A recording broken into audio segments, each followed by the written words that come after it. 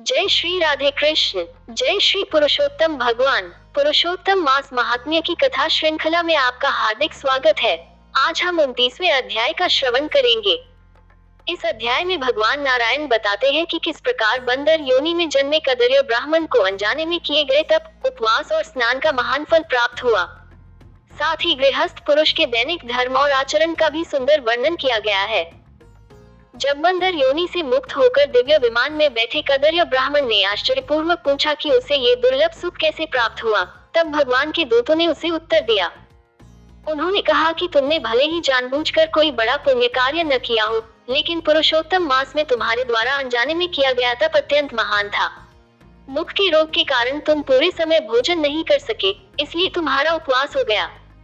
फलों को तोड़कर नीचे गिराने से अनेक जीव और मनुष्य तृप्त हुए, जिससे परोपकार का पुण्य मिला। रोग और कष्ट के कारण तुम जल भी नहीं पी सके, जिससे तप और बढ़ गया। इसके अतिरिक्त पवित्र मृग तीर्थ के जल में 5 दिनों तक पड़े रहने से तुम्हें तीर्थ स्नान का महान फल प्राप्त हुआ। इस प्रकार पुरुषोत्तम मास में अनजाने में किए गए उपवास, तप, दान और स्नान के प्रभाव से तुम्हारे समस्त पाप नष्ट हो गए और तुम्हें गोलोक धाम की प्राप्ति हुई। भगवान नारायण कहते हैं कि यह अद्भुत घटना देखकर सभी देवता भी आश्चर्यचकित रह गए। उन्होंने पुरुषोत्तम मास की महिमा का गुणगान किया और अपने अपने लोकों को लौट गए। इसके बाद नारद जी ने भगवान से पूछा कि दिन के प्रथम भाग के कर्तव्यों का वर्णन तो आपने कर दिया, अब दिन के शेष भाग में मनुष्य को क्या करना चाहिए।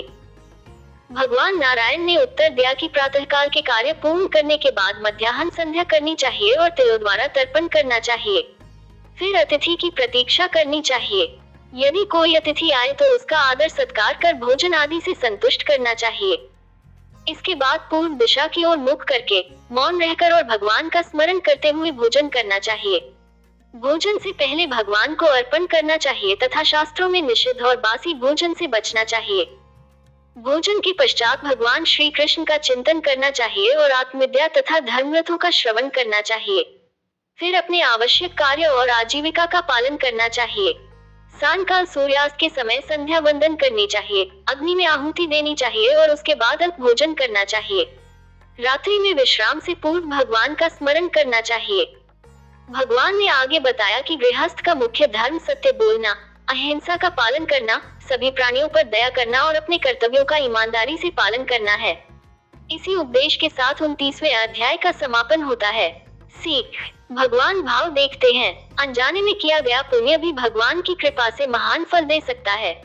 पुरुषोत्तम मास अत्यंत प्रभावशाली है। इस मास में किया गया छोटा सा पुण्य भी अनेक गुना फल देता है। परोपकार सबसे बड़ा धर्म है। दूसरों के हित में किया गया कार्य ईश्वर को अत्यंत प्रिय होता है। अतिथि सेवा का महत्व, अतिथि का सम्मान और सेवा करना सनातन धर्म का महत्वपूर्ण अंग है। शुद्ध आहार और सदाचार आवश्यक है। धार्मिक जीवन के लिए शुद्ध भोजन, संयम और मर्यादित आचरण आवश्यक है। गृहस्थ जीवन भी साधना है। सत्य, दया, अहिंसा और भगवान का स्मरण करते हुए गृहस्थ जीवन जीना भी एक महान तप है। भगवान का स्मरण जीवन का आधार है। दैनिक कार्यों के बीच भी मन में भगवान श्री कृष्ण का ध्यान बनाए रखना चाहिए।